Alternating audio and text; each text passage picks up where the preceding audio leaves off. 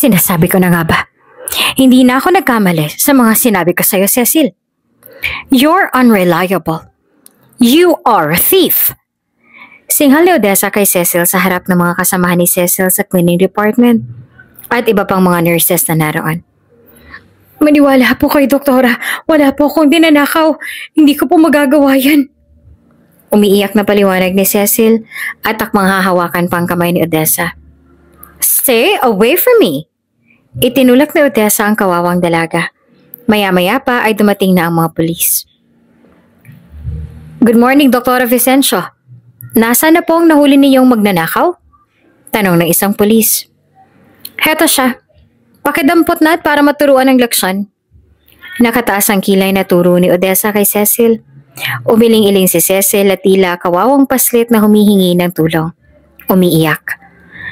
Maawa po kayo, mamang pulis. Wala po akong kasalanan. Sinusubukan ni Cecil na magpaliwanag. Sa presinto ka na magpaliwanag, miss.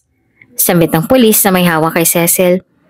Kukuha na ito ng posas upang iligay sa mga kamay ng dalaga ng biglang. Let go of her. She's my wife.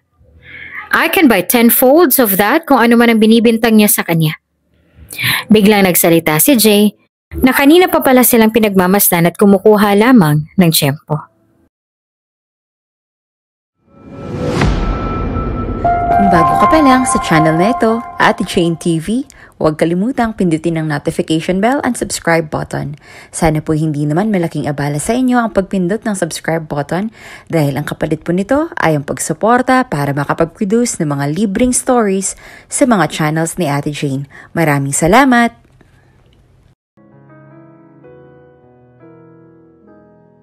We need a chest tube. Stat. Sambit ni Jay, isang resident doctor sa isang international hospital sa Manila. Shift niyang napag-abutan ng isang dugoang dalagang babae. Halos hirap na itong huminga. Iniabot naman ni Judy ang isang sterile tray. Gumagawa si Jay ng hiwa sa pagitan ng mga tadyang ng pasyente na ipinasok ang tubo. Sumisirit ang dugo at hinihingal ng paghinga ang dalaga. Hold pressure! We're losing her! Medyo natataranta na si Jay, ngunit hindi niya yan pinahahalata. Gamit ang gasa, prines ni Judy ang sugat ng pasyente.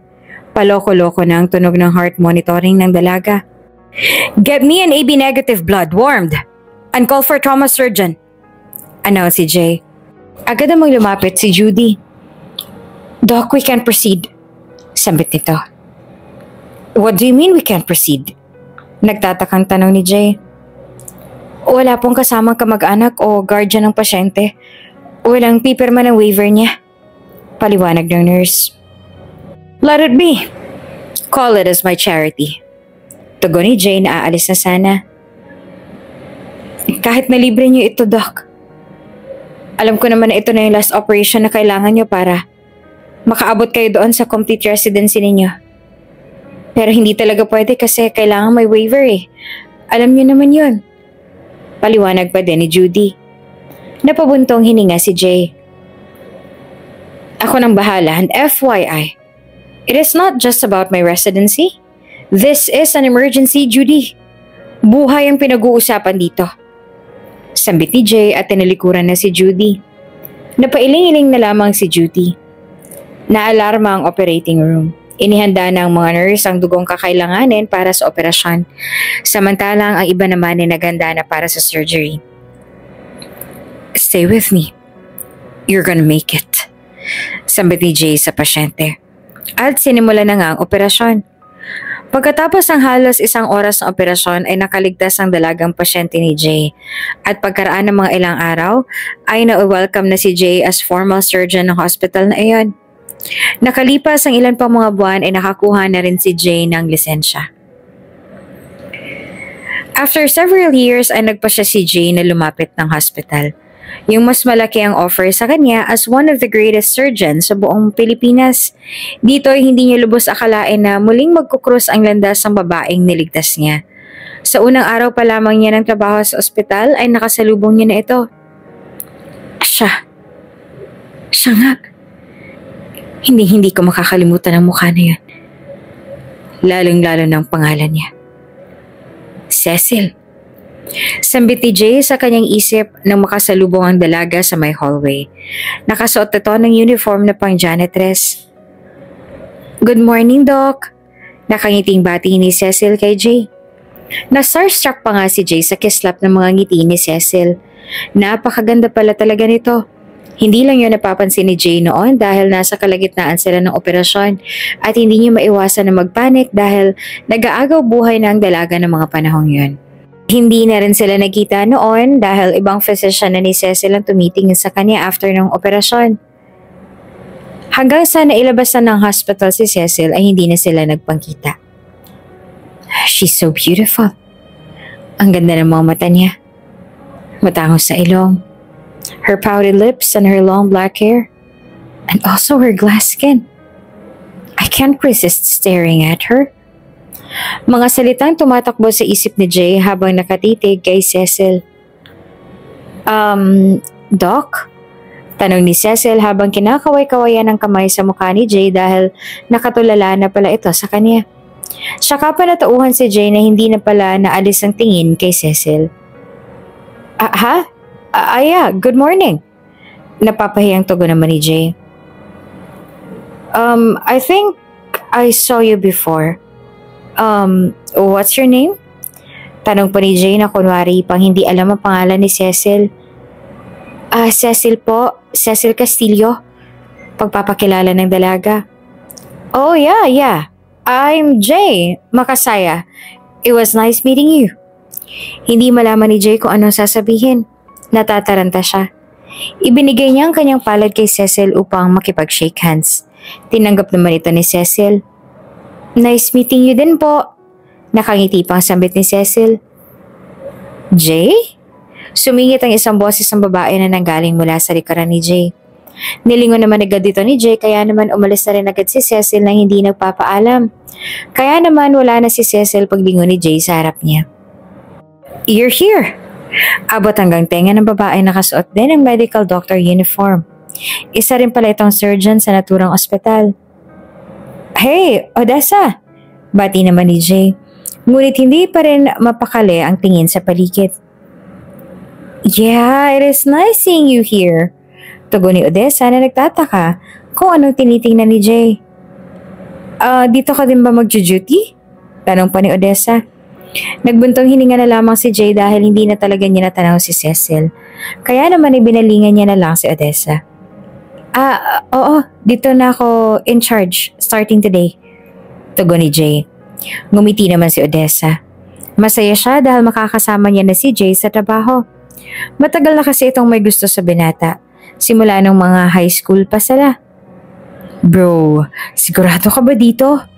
Tanong ng head nurse ni Jay na si Mark. What can I do? Kailangan ng waiver bago i-proceed yung surgery. So I have no choice. Tugon ni Jay habang pinipirmahan ang waiver ni Cecil. So, her name is Cecil Castillo. Sambit ni Jay habang binabasa ang ID ni Cecil. Yeah, she's going to be Makasaya now. Pang-aasar pa ni Mark. Ngumisi naman si Jay at napailing na lamang. Sariwang-sariwa pa kay Jay ang mga oras na yon at wala na talaga siyang ibang maisip na paraan. Siya pala ang pumirma sa waiver ni Cecil at upang maging valid ito ay napatulong siya kay Mark na gumawa ng isang dokumento na nagpapatunay na eligible siyang pumirma bilang asawa ni Cecil. Yes, mag-asawa si Cecil at Jay sa papel. Napeke ni Mark ang kasal ni Cecil at Jay upang may maituloy lamang operasyon ng dalaga. Lihim na lihim lamang nila ito. Nakapirma si Cecil dito dahil groggy pa siya ng mga oras na yon from recovery room. Kinailangan ng waiver form nang lalabas na si Cecil ng ospital. Mabuti na lamang at nagawa na ng paraan ni Jay. At dahil wala namang ginastos si Cecil sa operasyon at pagsistay nito sa hospital, ay si Jay pa rin ang lihim na nag-aasikaso ng mga papel nito. Hanggang sa makalabas na nga si Cecil, ay nakay Jay pa rin ang mga hospital records ng dalaga. Maliban sa marriage certificate nila na si Mark ang nag-aasikaso. Hello? Tinawagan ni Jay si Mark. Oh bro, napatawag ka. Sumagot naman kaagad si Mark sa kabilang linya. Sanay na silang tumawag ng bro sa isa't isa kahit mataas ang posisyon ni Jay kay Mark. Matagal na kasi silang magkaibigan. Bro, hindi ba't ikaw ang nagpasa ng mga supporting documents ni Cecil Castillo last month? Tanong ni Jay. What supporting documents? Pagtataka naman ni Mark. Yung marriage contract na pinasa mo sa local registry? Nakuha mo ba yung papel bago nakuha ng PSA? Tanong ni Jay. Ha? Hindi ko ba maalala bro, pero ang alam ko nga napasa ko na yun. Alangang tugon naman ni Mark. Sure ka ba? Nag-aalangan din tuloy na maniwala si Jay. Oo bro. Oo nga, naipasa ko yun. Agad na tugon ni Mark. Sigurado ka dyan ha? Naninigurado naman si Jay. Oo bro, ako pa ba? Bakit mo nga pala na itatanong? Ano namang big deal dun? Nagtatakang tanong naman ni Mark. What's the big deal? Well, kapag dumating yung araw na gusto ko na mag-asawa at need na ng singleness, if naipasa yun sa PSA, magiging legal na mag-asawa na kami ni Cecil. At hindi na single lalabas sa status ko, kundi married. Paliwanag ni Jay. Napakagatlabi naman si Mark sa kabilang linya na tila may nais na aminin. And one more thing, doon siya nagtatrabaho sa ospital. Sambit ni Jay. You have nothing to worry about that bro, safe ka. Walang bisa yung kasal-kasalan nyo na yun ano? Confident na confident si Mark. Okay, just making sure. Tugon naman ni Jay sabay off na ng tawag. Naging kampante na si Jay dahil na-confirm naman kay Mark na hindi na ipasa ang marriage certificate sa PSA. Good morning, Doc! Bati ng mga nurse kay Jay kinabukasan pagpasok niya. Tila wala namang nakakita at naririnig si Jay sa lahat ng mga greetings na nakakasalubong niya pagpasok pa lang ng entrance. Ang suplado pala talaga niyang si Doc, no? Sambit ng isang nurse na bumati kay Jay. Naku, sinabi mo pa. Kung hindi nga lang talaga gwapo yan, ano? Tugon naman ng isa pang nurse. Lalo kung makasama niyo pa sa surgery room. Sumingit naman ng isa pang nurse na lalaki. Bakit naman? Nakasama mo na ba siya sa loob? Abay, oo, kagabi. Naku, apakasungit. Stricto pa ka mo. Reklamo ng nurse na nakasama ni Jay sa surgery room. Kaya kung ako sa inyo, huwag niyo nang pangarapin yan at yung mga ganyang tao. Trabaho na lang ang titingnan yan. Focus na focus sa profession niya. Dagdag pa nito. What's this cluster about? Mataray na tanong ni Odessa dahil naabutan niya yung nagkumpulan ng mga nurse sa hallway. Agad namang naghiwa-hiwalay ang mga ito. Ano, nabingi na? Tanong pang muli ni Odessa. Dr. Odessa, sorry po. Nagtataka lang po kami kasi dito na po in charge si Doc J. Palusot ng isang nurse. Yeah? As in permanent, may problema ba doon? Tanong pa ni Odessa. Wala naman po. Halos sabay na tugon naman ng mga nurse. Then go, get back to work. Now, sabi ni Odessa. Nagiwahiwalay naman agad ang mga kumpulan ng nurse. Samantala, pagkatapos ng isang operasyon ni Jay, ay naisipan na muna niyang tumambay sa my garden para magpahangin. Doon nasilayan niya ang kagandahan ni Cecil. Abala ang dalaga sa pagpapalit ng plastik ng basurahan. Tumikim si Jay. Ay, Yosef po. Nagulat naman sa reaksyon ni Cecil. Napangiti naman si Jay. Dok naman eh. Huwag niyo naman po akong ginugulat ng ganyan. Nahihiyang sambit ni Cecil. Nagpamalsa si Jay. I'm sorry. Huwag mo na akong pinupo. Pinapatanda mo lang ako eh. Natatawang tugon naman ng doktor. Hindi po. Hindi kasi ako sanay. Napakagat pa na nga ng labi na tugon ni Cecil.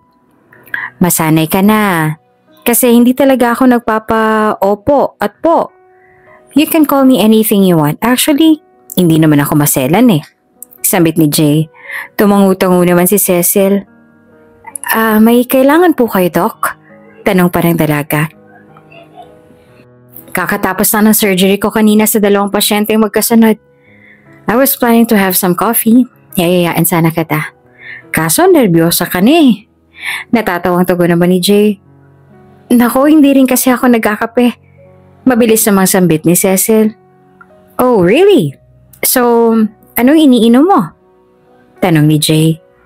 Umiling-iling agad si Cecil. Come on, my treat. Sambit muli ni Jay. Tumingin naman si Cecil sa kanyang relo. Tamang-tama, break time po namin. Nakangiting tugon ni Cecil. Parang tinamaan naman ni Cupido ang puso ni Jay kapag ngumingiti sa kanya si Cecil. Sobrang ganda kasi talaga ng dalaga na hindi mo aakalaing janitress sa naturang ospital. So, it's a yes? Nakangiting tanong ni Jay. Tumangutango si Cecil. Okay, shall we? Yaya pa ni Jay. Nagpunta na sila ng kantin ng ospital kung saan employees lang sa ospital ang nakakakain, including the maintenance department. Pagdating doon ay hindi na magkandamayaw ang lingon ng mga tao dahil nagulat sila at kasama ni Jay si Cecil. What the hell? Bakit kasama siya ni Doc Jay? Tanong ng isang nurse sa kabilang table. A doctor and a janitress. Ganito yung napapanood ko sa TV series eh. Sambit naman ng isa pang nurse. Ang ambisyosa naman ng babaeng yan. Ang landi. Husga naman kay Cecil ng isa pang nurse. Wala namang alam si Cecil at Jay sa mga tinginan at chismisan ng mga tao. Wala silang pakialam dahil wala naman silang ginagawa. Sadyang madumi lang ang isip ng mga tao na nakapaligid sa kanila sa kantin. Hindi naman nakaligtas ang tagpong yon dahil biglang dumating si Odessa at nakita niya kaagad si Jay at Cecil na nagtatawanan sa iisang mesa. Umusok ang ilong nito at nagmadaling umorder. Hi! Bati ni Odessa. Can I share table with you guys? Tanong pa nito. Nagulat naman si Jay at Cecil. Sure, doktora. Tugon naman ni Jay. Tila nahiya tuloy si Cecil at nailang. Congratulations sa successful surgery mo kanina. Sambit ni Odessa kay Jay. Thank you. Nakangiting tugon naman ni Jay. May ilang pinag-usapan si Odessa at Jay tungkol sa trabaho nila as doctors kaya naman biglang nakaramdam na ang OP si Cecil. Hindi na siya nagsalita at patuloy na lang na ininom ang kanyang milk tea na binili sa kanya ni Jay. Hanggang sa napansin na siya ni Odessa. What's wrong? Bakit ang tahimik mo dyan? Tila nang aasar na tanong ni Odessa kay Cecil. Nagulat naman si Cecil sa sita sa kanya ni Odessa. Iimik na sana si Jay nang biglang may nag-page sa pangalan niya. Anesthesia team urgently in the OR. Please for an emergency appendectomy. Paging Dr. Makasaya. Nagmadali namang tumayo si Jay at mabilis na nagpaalam. Hindi na nakapagsalita si Cecil at mabilis na nawala sa kanilang paningin si Jay. Inilagay ni Odessa ang dalawang kamay niya sa ilalim ng baba at kinilatis mula ulo hanggang paa si Cecil. Alam mo bang hindi pwedeng makipag-interact ang maintenance sa ibang department, especially kung mga doctors? Kilala mo ba si Doc J? Nakataas ang kilay na tanong ni Odessa kay Cecil. Hindi naman makapagsalita si Cecil at inilapit naman ni Odessa ang kanyang mukha sa mukha ni Cecil ng bahagya. Jay is the chief of surgery sa ospital na to. And I don't think na nababagay ka na magkasama kayo. You're distracting him. Aware ka rin ba na siya lang pumapasok dito na mataas na doktor? We do have our own facilities. And nandito lang naman ako. Kasi bibilin ko lang dapat talaga tong favorite ko. Kasi wala sa taas. At nakita ko nga si Doc J so I stayed.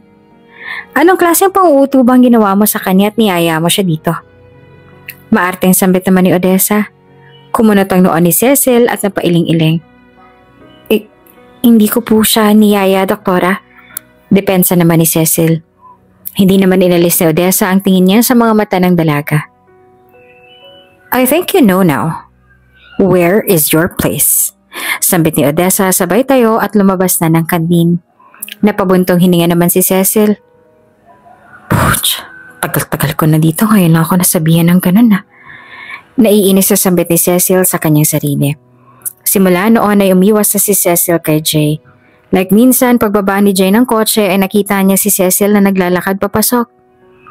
Cecil! Tawag niya sa dalaga. Lumingon naman si Cecil at bigla na lang nataranta. Sabay na tayong mag-in. Nakangiting yaya ni Jay. Parang magbabanyo muna ako eh. Oo, biglang sumakit yung tiyan ko, Doc. Palusot naman ni Cecil at dire-diretsong lumakad palayo kay Jay. Napakunot naman ang noon nito. Habang naglalakad naman si Jay sa hallway ay nakita niya si Cecil sa may dulo. Napangiti naman si Jay dahil makakasalubong niya ang dalaga. Ngunit nang makita siya ni Cecil ay bigla itong umatras at hindi na tumuloy ng paglalakad sa hallway. Napahawak si Jay sa kanyang dalawang bewang. Nagtataka. Mga ilang araw nang ganito ang senaryo nilang dalawa. Umiiwas na talaga si Cecil kay Jay. Ngunit isang araw ay na-corner niya ang dalaga. Nakita ni Jay na naglalakad na ito pa uwi kaya naman inihinto niya ang kanyang sasakyan sa gilid at hinabol si Cecil. Hey, Cecil! Hinablot ni Jay ang kamay ni Cecil. Doc! Gulat na gulat si Cecil sabay dahan-dahan binawi ang kanyang kamay sa pagkakahawak ni Jay. What seems to be the problem? Tanong ni Jay. Anong problem? Wala naman. Wala naman. Bakit? Patay mali siya na balik tanong ni Cecil. Come on, Cecil. Umiiwas ka. May nagawa ba ako mali? May hindi ka ba nagustuhan sa ginawa ko?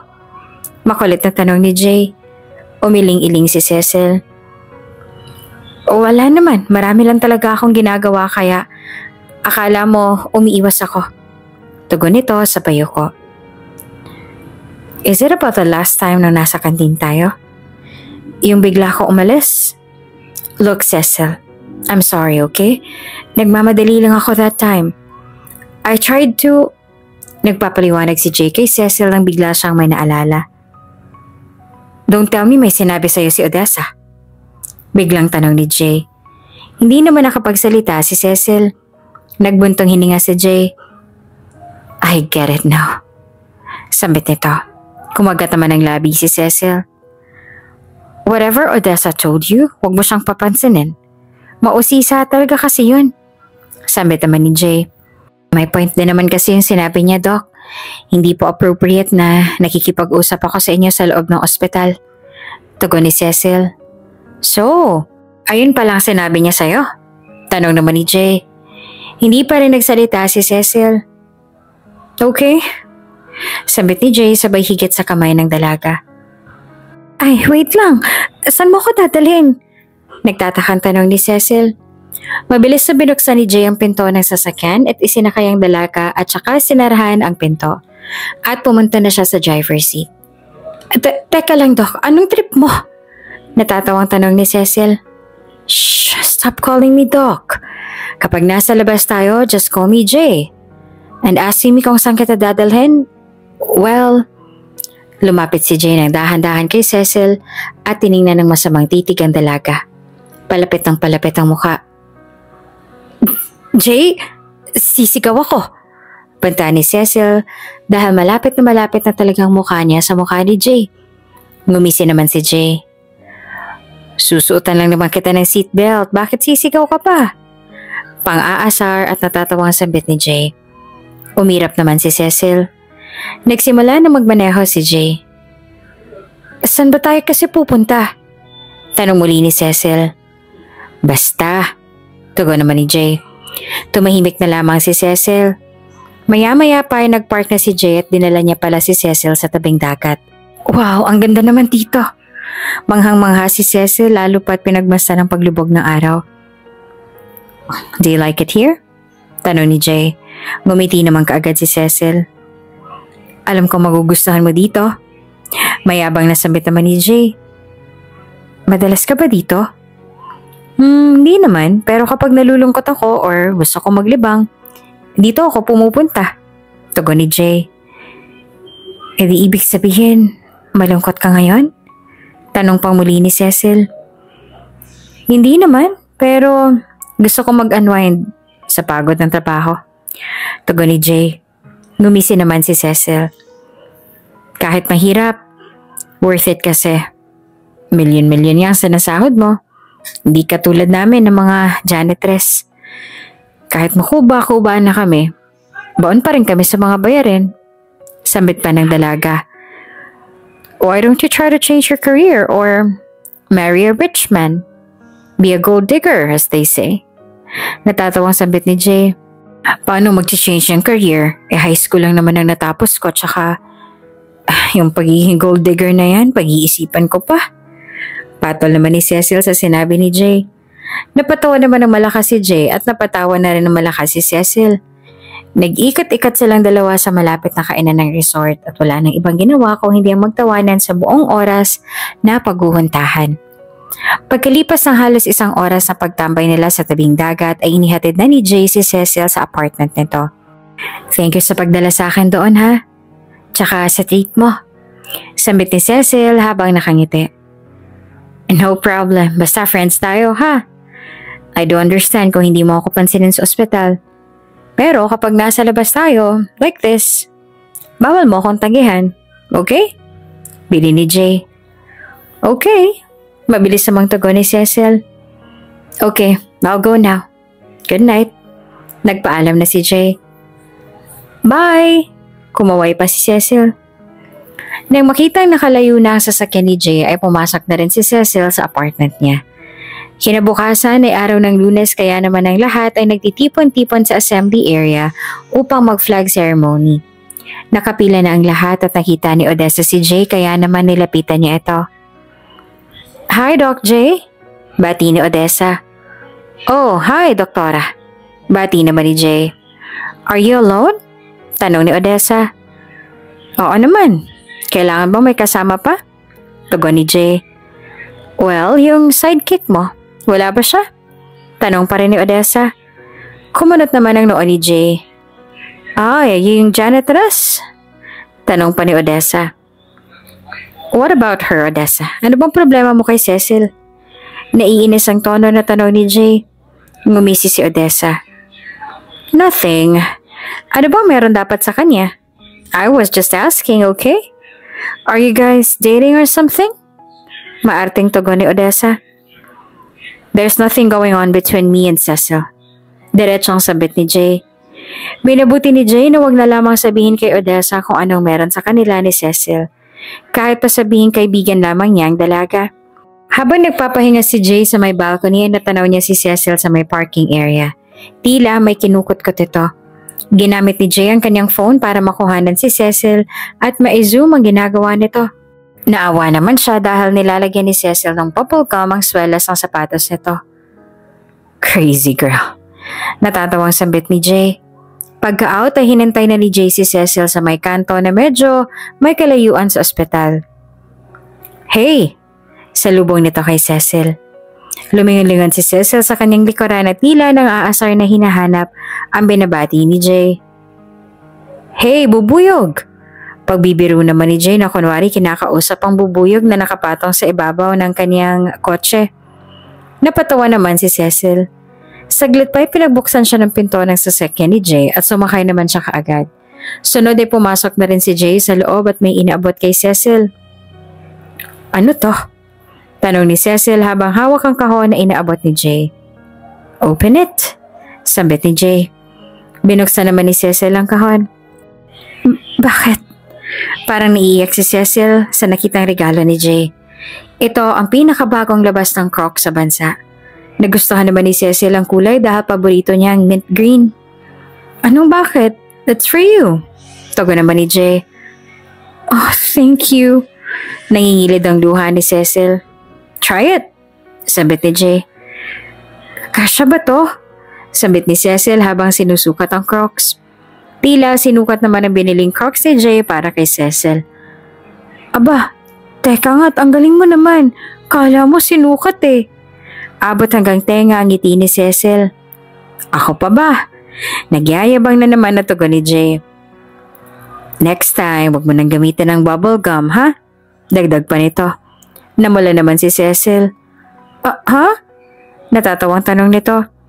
Inalabas ni Jay ang kanyang cellphone at ipinakita kay Cecil ang video nito habang nagdidikit ng swelas gamit ang bubble gum. Ala! Hiyang-hiya si Cecil. Humagalpak naman ang tawa si Jay. Ah, ganun na. So, kuha na ng mga stolen videos and pictures? Alam mo bang pwede kang kasuhan dyan? Natatawang sambit ni Cecil. Talaga ba? Ano namang kaso? Natatawang tanong naman ni Jay. Nag-iisip pa si Cecil. Huwag ka nang humirit. Sambit pa ni Jay sabay pisil sa pisngi ni Cecil at nagtawanan sila. Samantala, napasyal naman si Odessa the next day sa shop kung saan namili ng Crocs si Jay. Miss? Tawag niya sa sales clerk na naroon. Yes ma'am. Tugon naman ito.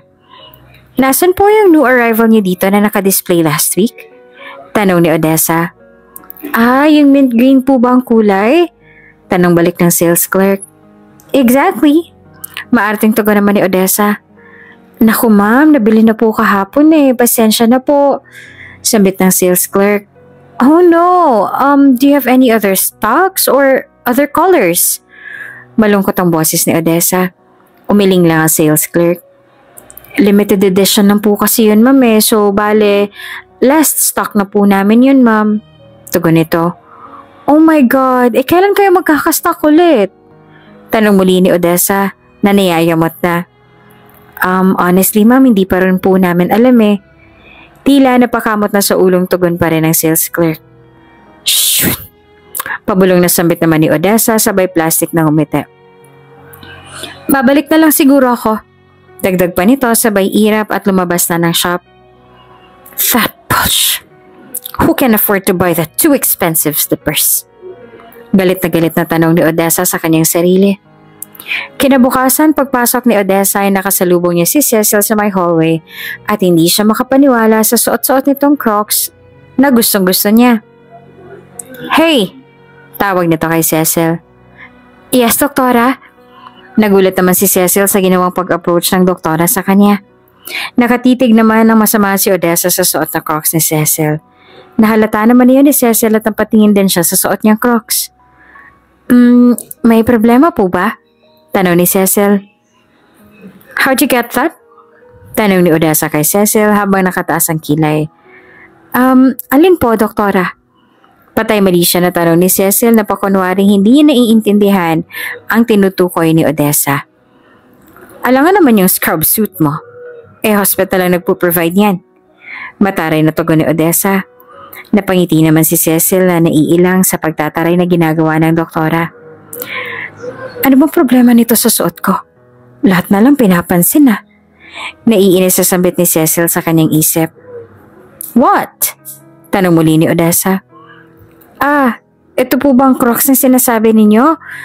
Naku doktora, mura lang po to dyan sa may mall. Malapit dito sa ospital. 350 lang pong bili ko. Bakit po? Bet niyo po ba? Confident na tugon ni Cecil habang nakasmile pa rin kay Odessa. Umirap naman si Odessa. Gusto niyo po bang i-check kung matibay? Ito po, sukatin niyo. Hinubad ni Cecil ang Crocs. Whatever. Supladang sambit naman ni Odessa sabay talikod kay Cecil. Napaniwala naman ito ni Cecil. Napangisi naman si Cecil at sinuot muli ang Crocs. Akala mo pang-aasar sa isip ni Cecil. Alam niya kasi hindi naman tatry ni Odessa na suotin ang Crocs na sinuot niya na dahil nga sa arte nito. Hindi naman magkamayaw si Cecil habang kanakwento niya kay Jay ang ginawa niya kay Odessa. Katulad ng nakasanayan ay nagkita ulit sila after shift. Niyaya ni Jay si Cecil na kumain sa labas. At habang kumakain ay halos sumakit din ang tiyan ni Jay sa pagkukwento ni Cecil sa kanya. Naku, kung nakita mo lang talaga yung mukha niya. Natatawa pa rin kwento ni Cecil. Knowing Odessa, hindi niya talaga gagawin yan. Sana iniabot mo mismo sa kamay niya, for sure. Titilian ka nun. Natatawa din sambit ni Jay. Baka nga ihampas pa sa akin yung Crocs Tugon naman ni Cecil na may paghampas pa sa braso ni Jay. Aray naman! Natatawang singhal ng binata. Pero Jay, maiba ako. Saan mo ba nabili tong Crocs na to at bakit siya naiinis? Seryosong tanong naman ni Cecil. I don't know. Maybe she likes it before I even bought those Crocs. Sa shop ko yun nabili. Saan pa ba? Sa butika. Nagsimula na namang magbiro si Jay. Kasira ulo ka talaga. Natatawa namang tugon ni Cecil. Pero thank you talaga Sobrang na-appreciate ko. Nakangiting sambit pa ni Cecil. Bakit? Anong akala mo? Libre yon? Seryosong sambit ni Jay. Ha? Kumunot naman ang noo ni Cecil. Saglit pa inilapag na ni Jay ang bill sa harap ni Cecil at tumayo. I'll just use the bathroom. Paalam nito. Naiwan si Cecil na tinitigan ng bill. Saglit pa kinuha niya ito at dahan-dahang tinignan. 5,499? 4 digits? Saan naman ako kukuha ng ganyang kalaki? Paiyak na bulong na ni Cecil sa sarili. Nakakagatlabi na si Cecil habang nag-iisip. Sabi ko na kasi mahal dito eh. Bulong pa rin ni Cecil. Kinakabahan na siya. Nasa na ba si Jay? Bulong muli ni Cecil sa sarili. Halos 5 minuto na kasi ito ang hindi bumabalik. Maya-maya pa ay papalapit na ang waiter sa kanya. Bumilis naman ang tibok ng puso ni Cecil. Shoot, ito na. Sabit ni Cecil sa sarili. Ma'am, anything else po? Nasettle na po yung bill na niya. Pinapasabi po ni sir kung may kailangan pa po daw kayo, magsabi lang po kayo sa akin. He's waiting outside po. Sambit ng waiter. Ha? Wala naman po. Wala na. Sige, thank you. Nauutal na tugon ni Cecil sabay dahan-dahan tumayo at lumabas na ng restaurant. Paglabas niya ay nakita niya si Jay sa may parking lot. Halos pamatay-matay na itong kakatawa. Sa inis si Cecil ay sinugod niya ito at pinagkahampas. Ikaw talaga, nakakainis ka. Ang lakas ng trip mo, no? Singal ni Cecil habang nangingilid ang mga luha. Saglit pa ay umiyak na nga ito at humagulgul pa na akala mo'y bata. Natigilan naman si Jay sa pagtawa. Hoy, I was just kidding, Cecil. Please stop. Okay, I'm sorry. Pag-alupa ni Jay kay Cecil. It's a prank! Bigla namang bulaga ni Cecil sabay higit ng tawa. Umirap naman si Jay at binuksan na ang kotse. Oh, ano ka ngayon, ha? Tatawa-tawang sambit ni Cecil habang papasakay ng sasakyan. Ewan ko sa'yo, kinakabahan ka naman talaga eh. Nakangising tugon naman ni Jay. Tatakbo na nga sana ako eh. Natatawang sambit naman ni Cecil. Sa tingin mo ba pababayaran ko talaga yun sa'yo? Seryoso ang tanong ni Jay habang nakafocus sa pagmamaneho. Malay ko ba? May pangtakbo naman ako eh. Tugon naman ni Cecil. Napatawa naman si Jay. Lumalim ang pagkakaibigan ni na Jay at Cecil. Ngunit dahil magkaibang estado sa buhay, ay nanatili lamang silang magkaibigan at walang mali siya sa bawat araw na magkasama sila. Isang hapon sa banyo na pwesto si Cecil kaya bago matapos ang shift niya ay nagtungo na siya doon upang maglinis. Nakalagay na sa labas ng banyo na bawal munang pumasok dahil oras na para ito ay linisin. Laking taka naman ni Cecil dahil pagpasok niya ng banyo ay may narinig siyang kaluskos sa may dulong cubicle. Lumapit ang bahagya si Cecil at habang papalapit siya ay lalong lumakas ang ingay. Nanlaki pa ang mga mata ni Cecil nang marinig yung ungol ng isang babae ang umaalingaw-ngaw. Dahan-dahan lang. Malambing na sambit pa nito. Oo naman, huwag ka lang maingay. Tugon naman ng isang tinig na kilalang kilala ni Cecil ang boses. Tumikim si Cecil. Naaligaga naman ang 2 tao na sa loob ng cubicle. Binuksan ng babae ang pinto at nagmamadaling lumabas ng banyo.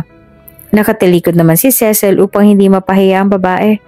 Saglit pa ay sumunod naman na lumabas sa cubicle si Jay. Saka humarap si Cecil. Malakip-kip ng braso at nakatitig ng malamlam kay Jay. Habang si Jay naman ay napapahiya na at napapakamot sa kanyang ulo. Hindi lamang yun ang unang beses na nahuhuli ni Cecil si Jay. Bukod sa mga nurses na nahuhulog sa karisma ng binata, ay meron ding iba pang mga doktora na nakikita niya ang kalandian nito. Chick boy ka pala talaga, no? Kaya pala wala kang girlfriend eh. Sambit ni Cecil nang nakatambay ulit sila sa tabing dagat after shift. Sadyang ganun talaga kapag gwapo. Pagyayabang pa ni Jay. Ngumisi naman si Cecil at napailing-iling. Ikaw ba? Bakit wala ka pang boyfriend? Biglang tanong ni Jay. Wala lang. Ayoko pa din. Wala pa akong panahon para dyan. Tsaka masaya naman ako kahit pag ganito-ganito lang no? Tugon ni Cecil. Like? Kasi you have me? Seryoso ang tanong ni Jay. Napatawa naman ng malakas si Cecil. Ano yan? Ang corny mo ah. Hagawalpak pa ng tawa ni Cecil. Umirap na lang si Jay. Pero seryoso, Cecil. How do you feel kapag nahuhuli mo ako with other girls? Tanong ni Jay. Huh? Ano ba namang klaseng tanong yan? Ano naman ang pakialam ko doon, 'di ba? Lalaki ka. Siyempre, hahanap-hanapin mo yun. Pero siyempre, sana sa tamang lugar naman.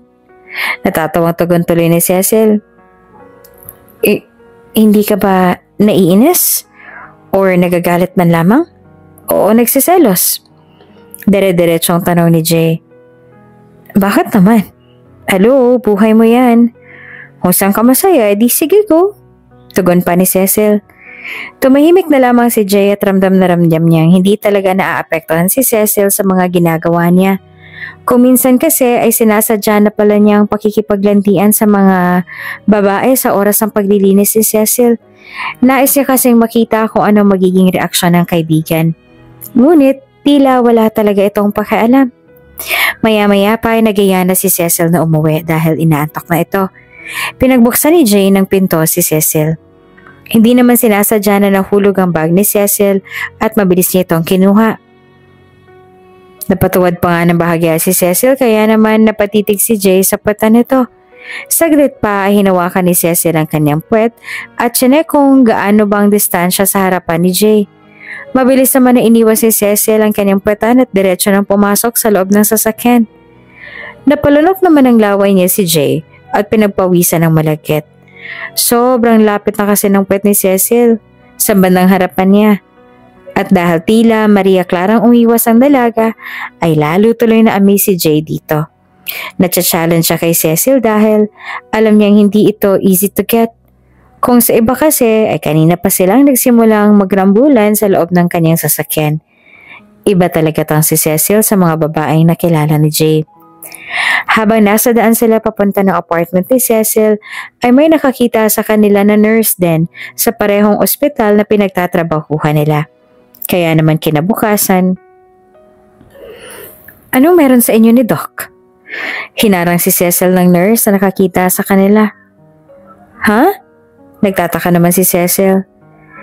Nakita ako kayo kagabi. Nakasakay ka sa sasakyan ni Dr. Makasaya.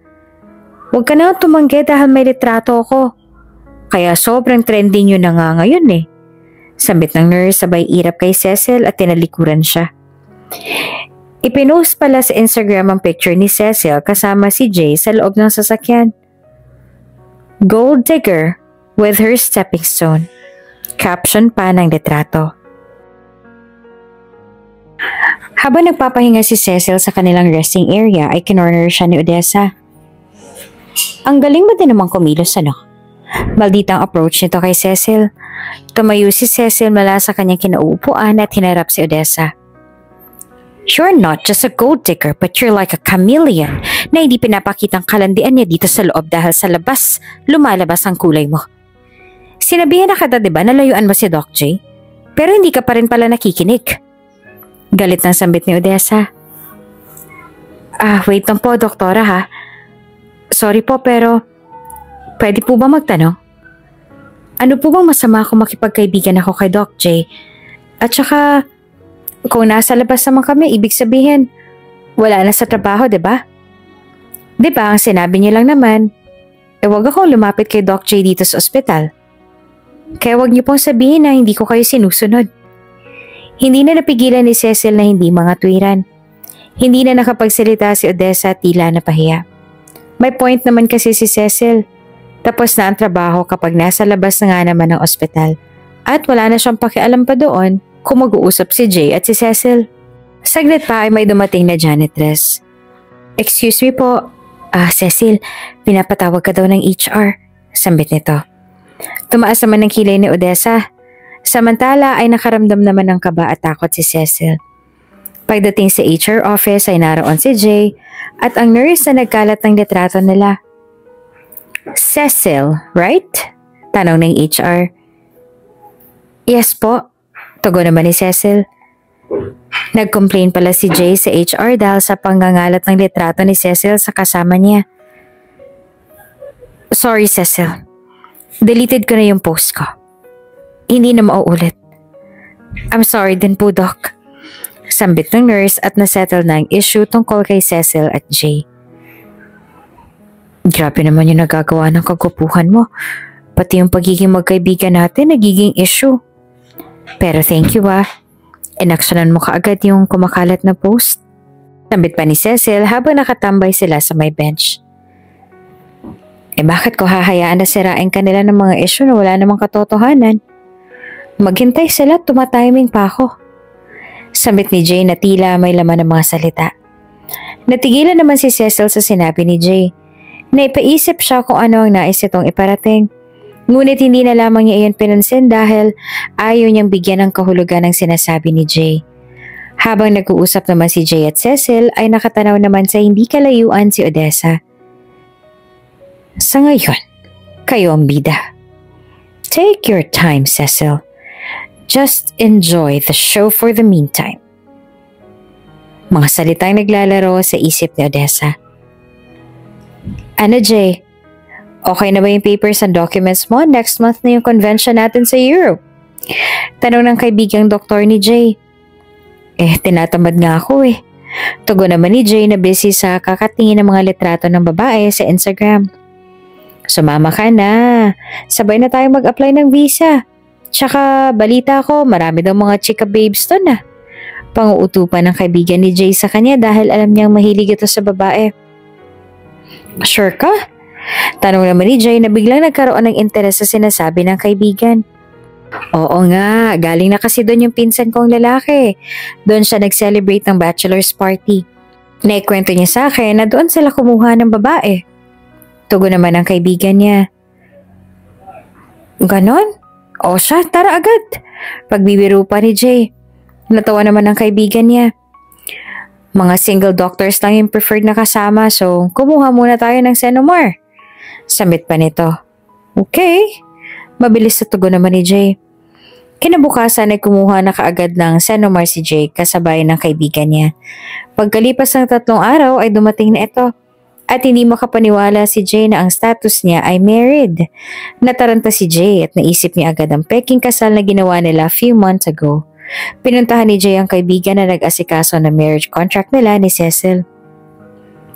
Pare, paano nangyari yun? Di ba nahugot mo naman yung marriage contract namin bago mo na-submit? Kinonfirm ko pa nga yun sa'yo, di ba? Hindi naman napakaling tanong ni Jay kay Mark. Hindi naman alam ni Mark kung paanong tutugon kay Jay. Napayuko ito na tila may nais ipagtapat. Ano, Mark? Tila kumakapa naman si Jay sa kaibigan. Nananatili pa ding tahimik si Mark. Don't tell me. At nahinuha na nga ni Jay ang hindi masabi ng kaibigan. Pare, may aaminin ako. Siya ka na nagsalita si Mark. Napapikit naman si Jay. Ina naman pare Napamura tuloy si Jay dahil alam na alam niya ang sasabihin ni Mark. Nalasing kasi ako nung araw na yun pare. Nung pinasuyo mo sa akin na kunin yung marriage contract kaya, ayun, hindi ko pala nakuha. Napakamot pa sa ulo si Mark. Ano? Mark naman, kailangan ko yung singleness ko kasi next month na yung flight namin for convention. Paano naman ako makakasama nito kung married ang status ko? Mark naman, Diyos ko. Naiinis na singhal ni Jay. Sorry pare Sincere na paghingi ng tawad ni Mark. Ano pong magagawa ng sorry mo? Pare, buhay kong napasubo dito My status now shows married. Married ako to a person na walang kaalam-alam na kasal siya sa akin. Paano ko ipapaliwanag sa kanya yon? At hindi ko to gusto Hindi pa ako handa na magpatali. Naiinis pa din si Jay. Gusto mo ba nakausapin natin yung babae? Suggestion ni Mark. What? Seryoso ka ba? Come on pare, mag-isip ka nga. Kung sasabihin natin sa kanya to, kailangan in a nice way. Natatakot ako na baka kasuhan niya ako. Sambit ni Jay. Pero kung kailangan mo na yung Senomar mo by next month, kailangan makausap na natin si Cecil as soon as possible. Then, gagawa tayo ng ways para mawala ng bisa ang kasal ninyo. Sambit ni Mark at napailing na lang si Jay. Hindi naman mapakali si Jay simula nang madiskubre niyang tunay pala ang kasal nila ni Cecil. At kahit anong titig niya sa Senomar na hawak ay walang nangyayari. Married pa din siya. Balibalik na rin man ito. Oh, iniabot ang sandwich kay Jay. What's this? Tanong ng binata. Abay, lason. Singal naman ni Cecil. Napatawa si Jay. Thank you Sambit ni Jay sabay kagat sa sandwich. Ikaw bang gumawa nito? Tanong pa ni Jay. Oo naman. Bibigyan ba naman kita ng gawa ng iba? Tugon ni Cecil. Ngumiti si Jay. Kanina ko pa napapansin na parang iba kaya yata ngayon Kanina ka pang tahimik dyan. May problema ka ba? Tanong ni Cecil. Napatulala naman si Jay kay Cecil. Meron ba? Tanong muli ni Cecil dahil hindi sumagot si Jay. Ha? Wala naman. Dami ko lang iniisip. May exam kasi ulit ako by the end of month. Ang daming reviewers. Palusot ni Jay. Gusto mo ba na tulungan kitang mag-review? Alok naman ni Cecil. Naku, hindi na. Wala ka bang tiwala sa akin? Palusot pa rin ni Jay. Nagkibit balikat si Cecil at hindi na lamang nagsalita. Pwede bang magtanong? Tanong ni Jay. Tumitig naman si Cecil kay Jay. Nagtataka. Ano yun? Parang kinakabahan naman ako sa tanong na yun. Sabit ni Cecil. May balak ka bang mag-asawa someday? Tanong ni Jay. Natigilan naman si Cecil sa itinanong ni Jay. Bakit mo naman biglang natanong yan? Hindi naman ako madre para hindi mag-asawa. Pero wala pa sa isip ko yan ngayon. Na-enjoy ko naman ang buhay ko kahit mag-isa lang ako. Tugon ni Cecil. Napakagatlabi naman si Jay. Bakit mo ba tinatanong? Tanong ni Cecil. Wala lang. Curious lang. Tugon ni Jay. Tumangutango si Cecil. Kinabukasan ay off na ni Cecil at habang namimili siya sa isang supermarket ay nakasulubong niya ang isang kaibigan. Hoy, Cecil, kamusta ka na? Sambit ng kaibigan ni Cecil na galak na makita siya. Hoy, ikaw pala yan, hindi kita nakilala. Sambit ni Cecil. Siyempre, alam mo naman ang beauty natin, nag-upgrade. Pagbibiro ng kaibigan niya. Napatawa naman si Cecil. Ikaw ang kamusta? Balita ko na aksidente ka. Parang hindi ka naka-opera. Yung iba kasi 'di ba tataba tapos mag-iiba yung aura. Ikaw ang sexy mo pa din Tapos ang bilis-bilis mo makarecover. Sambit ng kaibigan niya.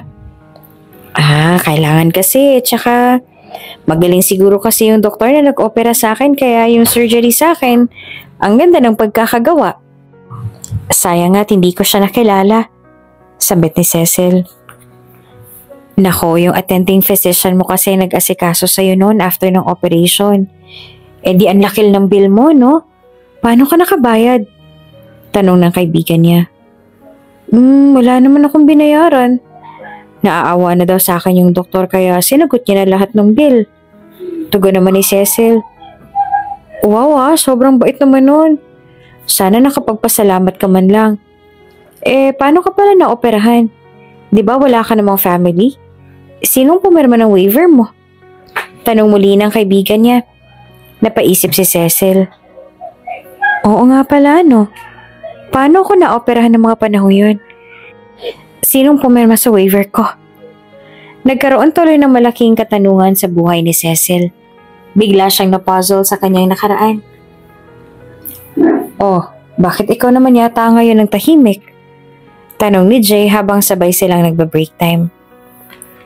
Naisip ko lang, posible ba na maoperahan ng pasyente kahit walang concern na guardian niya? Biglang tanong ni Cecil na nagpabilis ang tibok ng puso ni Jay. Bakit siya nagtatanong? May alam na kaya siya? Ano sasabihin ko? Paano ako magpapaliwanag? Galit ba siya? Anong gagawin ko ngayon? Natatarantang tanong ni Jay sa kanyang sarili. Jay, tanong muli ni Cecil dahil nakatulala lang sa kanya ang binata. Ha? Ano nga ulit yung tanong mo? Patay mali siya na tanong ni Jay. Pakunwari na hindi niya narinig ang tinanong ni Cecil. Nagbuntong hininga muna si Cecil at saka nagkwento. Naoperahan kasi ako. Ilang buwan ang nakalipas. Ulila na kasi ako ng mga panahong yon. Mag-isa lang ako nung nasugod ako sa ospital dahil wala ako sa wisyo. At wala akong kaalam-alam na naoperahan na pala ako. Natauhan na lang ako noon. Noong mga sumunod na araw na. Nakakatayo na ako pero kanina ko lang naisip at natatanong sa sarili ko kung sino kayang pumirma ng waiver ko para maoperahan ako. Nakakapagtaka lang, diba? Paliwanag ni Cecil. Nabunutan ng tinig si Jay dahil mali pala ang iniisip niya. May mga instances kasi na naisasabay nila yung waiver ng ilang pasyente sa iba pang pasyente kaya napipirmahan ng ibang tao, you know? Nalilito. Ganon. Sinusubukan ni Jay na magpaliwanag. Napakunot naman ang noon ni Cecil dahil hindi naman siya kumbinsido sa palusot ni Jay. Ang labo mo naman. Kung puntahan ko kaya yung international na hospital na yon? Suggestion pa ni Cecil. Na-alarma naman si Jay. Oh, wait, ano naman gagawin mo doon? Alam mo bang masela ng mga international hospital sa mga details sa gusto mong malaman nila? Makukwestiyon nila kung bakit kailangan mong alamin yung medical history mo. Alibay pa ni Jay. Ano? Itatanungin ko lang naman sila kung sinong gumawa ng surgery sa akin Katwiran ni Cecil. Exactly. Yun ang bawal na bawal sa kanila. Asking about the personal information of the doctor na nag-surgery sa'yo. And I don't think that's a good idea. Pagkontra pa ni Jay. Tila nakaramdam naman ng pagkainis si Cecil. Alam mo, hindi ko maintindihan yung pinupoint mo, Jay. Itatanong ko lang naman kung paano ako naoperahan. Sino yung pumirma ng waiver ko? Yun lang. Dami mo namang sinabi. Nayaya mo to sambit ni Cecil. Sige, pumunta ka doon. Kapag nakalkal nila yung medical history mo, willing ka ba na bayaran yung mga naiwan na bills mo pa doon? Kung meron man, if wala, edi pumunta ka. Basta sinabihan na kita Paninindigan pa rin ni Jay. Tumahimik na lang si Cecil. Ayaw na lang niya makipagtalo kay Jay. Nangangamba siyang baka may bayaran pa siya kapag nasilip yung zero balance bill niya noon. Epal nito, sambit ni Cecil sa kanyang sarili. Nung gabing yon ay nakipagkitang muli si Jay kay Mark dahil hindi siya matahimik. Alam mo bang para akong robot kapag kaharap ko si Cecil? As in, binabasa ko yung nasa isip niya. Pinipilit kong pakalmahin yung sarili ko pero hindi ko maiwasan yung kabe. Gustong gusto niyang pumunta ng ospital para tanungin yung medical history niya. Tarantang kwento ni Jay. E di sana ikaw na lang nagkwento sa kanya. Pagbibiro pa ni Mark, umismid naman si Jay. It's not funny, you know? Umiling-iling si Jay. Bakit kasi hindi mo pa sabihin sa kanya? Tanong ni Mark. Paano?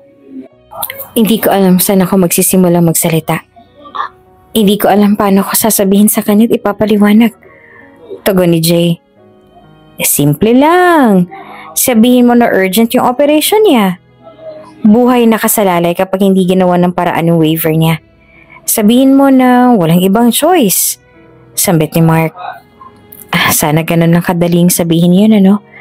Yung parang bumili ka lang ng candy tapos niluwa mo kasi ayaw mo na ng lasa. Baka nakakalimutan mo ang kasalapin nag-uusapan dito. Seryoso si Jay sa kanyang sinambit. Napayuko naman si Mark. Hindi na nawala kay Cecil ang pag-iisip kung sino ang taong pumirma sa waiver niya. May kung anong puwang naman sa puso niya na pilit hinahanap ang kasagutan sa mga tanong na naglalaro sa kanyang nakaraan. Hindi siya matatahimik kung hindi niya malalaman kung sino talaga ang pumirma ng waiver niya. Isang araw ay hindi na natiis si Cecil ang sarili. Nagpasya siyang pumunta ng International Hospital habang nasa daan ay nakasalubong naman niya ang sasakyan ni Jay. Kaya naman walang nagawa si Cecil kung hindi ang sumakay dito. Saan ka pupunta? Tanong ni Jay. Pupunta po ako dun sa International Hospital. Tugon ni Cecil. Kinabahan muli si Jay at bumilis ang tibok ng puso. Dahil tila nabuburyo na si Jay sa paulit-ulit na pag-iwas ay niliko niya bigla ang manibela. Jay, saan tayo pupunta? Nagtatakang tanong ni Cecil. Like what you said, gusto mo magpunta ng International Hospital, tama? Then I'll bring you there. Diretsong tugon ni Jay. Natigilan naman si Cecil at hindi nagsalita pa. Bahala na. Mangyari nang dapat mangyari. Sambit ni Jay sa kanyang isip. Nakarating na sila sa ospital at nakakapagtaka dahil sobrang daming tao. Hindi katulad ng mga normal na araw. Bukod dito ay maraming press na nasa labas. Hindi ka ba bababa? Tanong ni Cecil kay Jay. Hindi na, kaya mo na yan. Intayin na lang kita dito. Tugon ni Jay na diretso ang tingin. Tumangu-tangu si Cecil at diretso nang bumaba. Pagbaba ni Cecil ay tumawag agad si Jay kay Mark. Pare, nasaan ka? Tanong ni Jay sa kaibigan. Andito sa event, medyo busy. Hindi ka ba nila in-invite? Tanong ni Mark. What event? At saka anong invite? Nagtatakang tanong ni Jay. Check mo mails mo, baka na-miss mo lang. Sambit ni Mark. Okay, wait. Tugon ni Jay sabay check sa kanyang laptop. Oh yeah, I just received the invitation. Sambit muli ni Jay na napahawak sa ulo. Oh siya, halika na dito at ang daming girls dito oh. Yakag ni Mark. Sasagot na sana si Jay na makita niyang pabalik na si Cecil. Sige pare, tatawag ako mamaya. Sambit ni Jay at in-off na ang tawag. Habang papalapit si Cecil ay bumilis naman ang tibok ng puso ni Jay. Sobra siyang kinakabahan. Maya-maya pa ay sumakay na si Cecil ng sasakyan at nananatiling nakatingin si Jay sa unahan. Hindi gumagalaw. Jay? Tawag ni Cecil. Yes?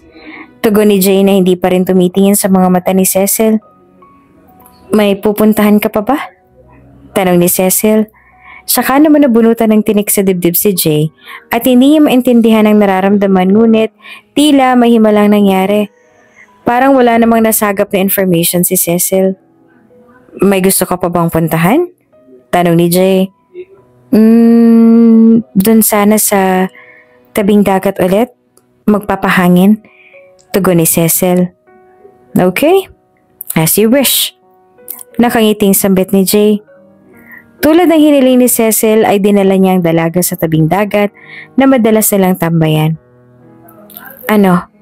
Nalaman mo ba yung hinahanap mo? Tanong ni Jay. Umiling-iling si Cecil. May event dun sa loob para sa mga cancer patients eh. Wala makapag-assist sa akin. Sobrang busy ng mga nurses and staffs. Balik na lang daw ako sa ibang araw. Malungkot na tugon ni Cecil. Di bukas. Siguro naman tapos na yun bukas, diba? Kunwaring suggestion ni Jay. Hayaan ko na lang siguro. Siguro tama ka. Hindi na naman importante kung sino pa yung pumirma ng waiver ko eh. Ang importante, naligtas ang buhay ko. At utang na loob ko yun sa kanya. Pero kahit give up na ako makilala yung taong yon, umasa pa din ako na balang araw, mag-cross yung landas namin. Sambit ni Cecil na nakatanaw sa malayo. Tila na konsensya naman si Jay sa sinabit ni Cecil. Tinitigan niya ang dalaga ng malamlam. I'm so sorry, Cecil. Pero kailangan kong magtago sa nakaraan. Kung alam mo lang na nandito lang ako sa iyong harapan at palagi mo nakakasama, hindi ko alam hanggang kailan ko kayang dalhin to. Pero sana isang araw, masabi ko rin sa iyong katotohanan. Sinasambit ni Jay sa kanyang isipan habang nakatitig kay Cecil. Bakit? Tanong bigla ni Cecil nang mapansin niya nakatitig si Jay sa kanya. Wala lang. Curious lang ako.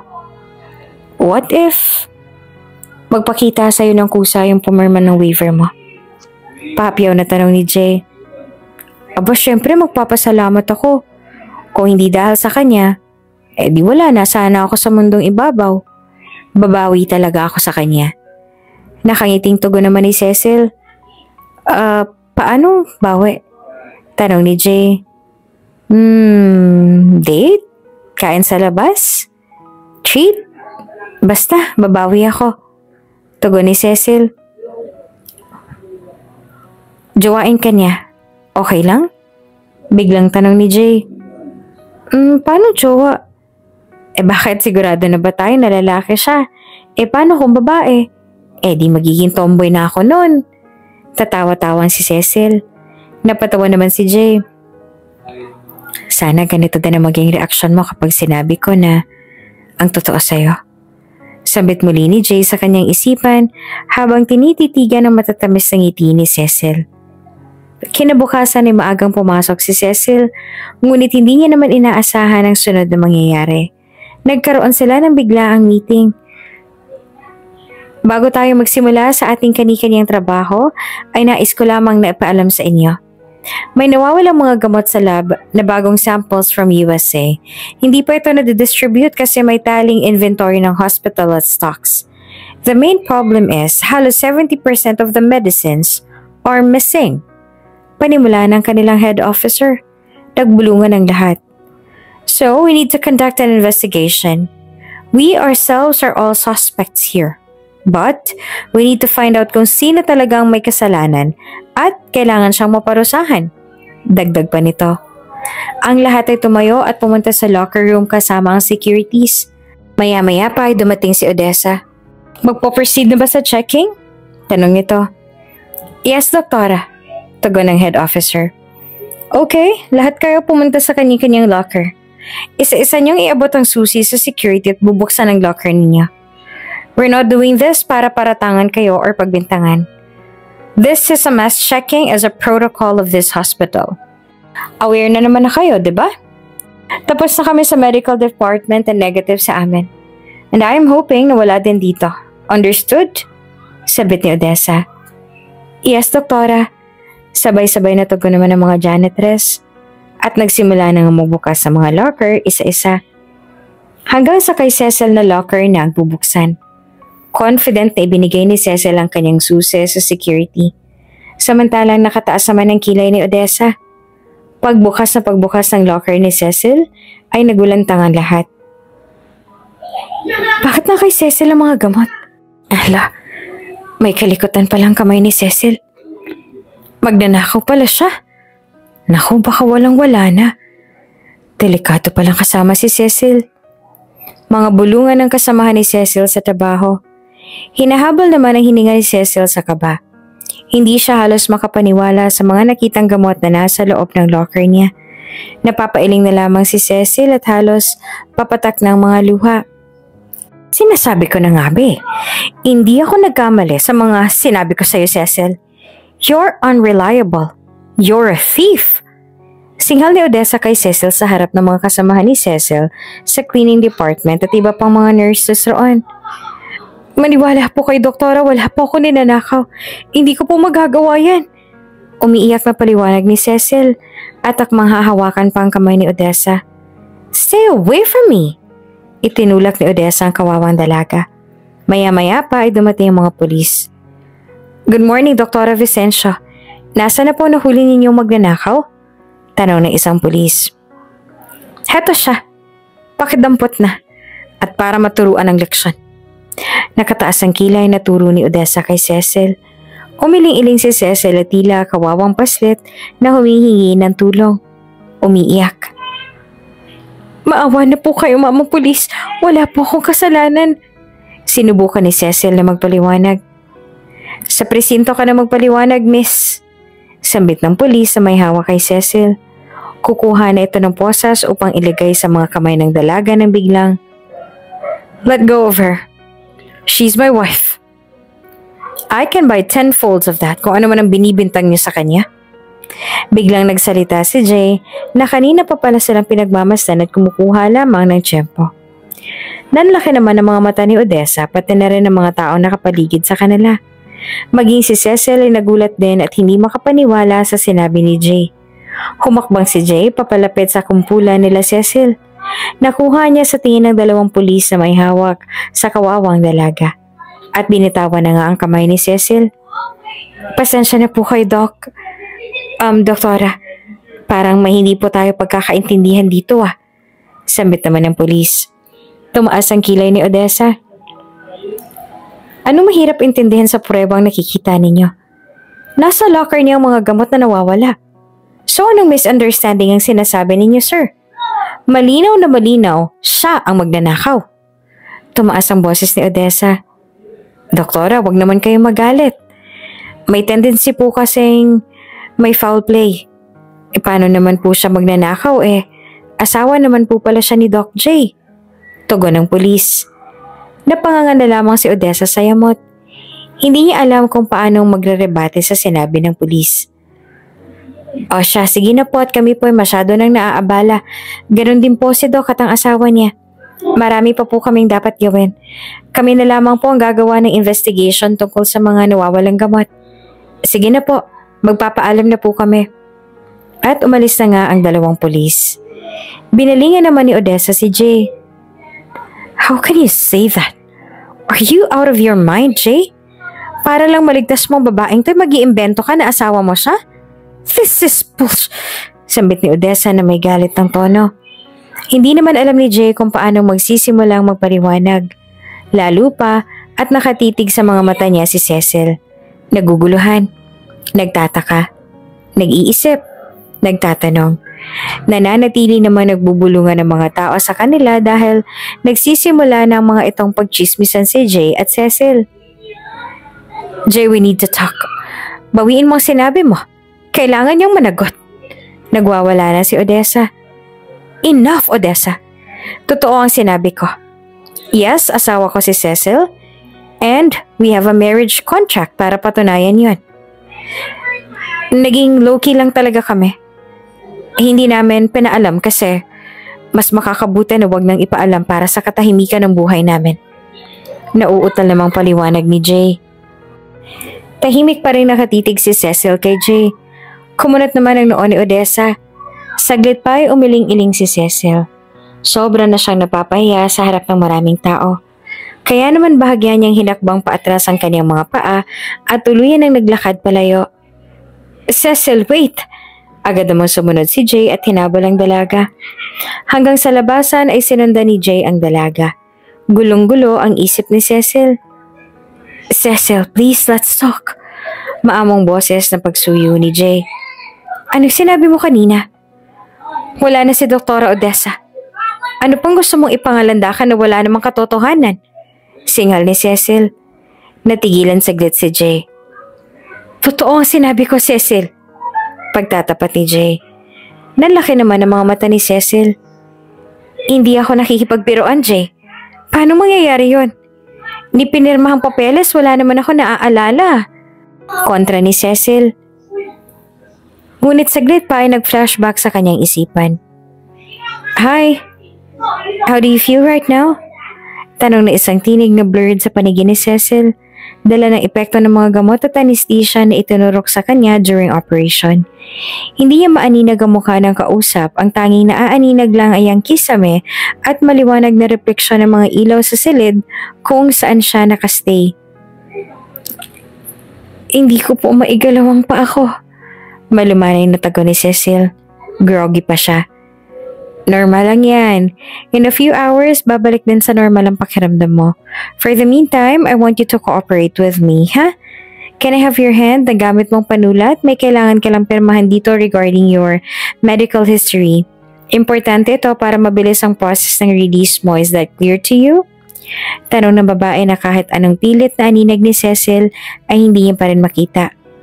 Basta ang alam lang ni Cecil ay isa itong nurse na babae dahil naaaninag niya ang suot nitong puting uniforme at idagdag pa ang nursing cap na suot nito. Walang pag-aalinlangan na ibinigay ni Cecil ang kanyang kamay at pumirma sa isang papel na hindi niya malang nabasa ang nakasaad doon. Yung pinirmahan ko nung nasa recovery room ako. Iyon ba? Yung marriage contract? Shoot! Ang tanga-tanga ko. Hindi ko man lang binasa bago ako pumirma. Nagsisimula na mag-hysterical si Cecil habang hinihilot-hilot ang kanyang sentido. Hindi naman alam ni Jay kung paano magsisimula magpaliwanag. Nagpapanik na rin siya. Ikaw ba? Ikaw bang pumirma ng waiver ko? Tanong muli ni Cecil na nangingilid ang mga luha. Nakatitig lamang si Jay pero Basa ni Cecil sa mga mata nito ang mga kasagutan. Napailing si Cecil at saglit pa ay nagsimula na maglakad upang iwanan si Jay.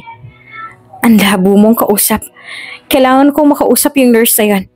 Sabit pa ni Cecil habang naglalakad. Mabilis namang hinablot ni Jay ang kamay ni Cecil ngunit malakas na sampal naman ang ginawa ng dalaga sa kanya. Huwag mo akong hawakan. Mapagsamantala. Ginawa mo akong tanga, Jay.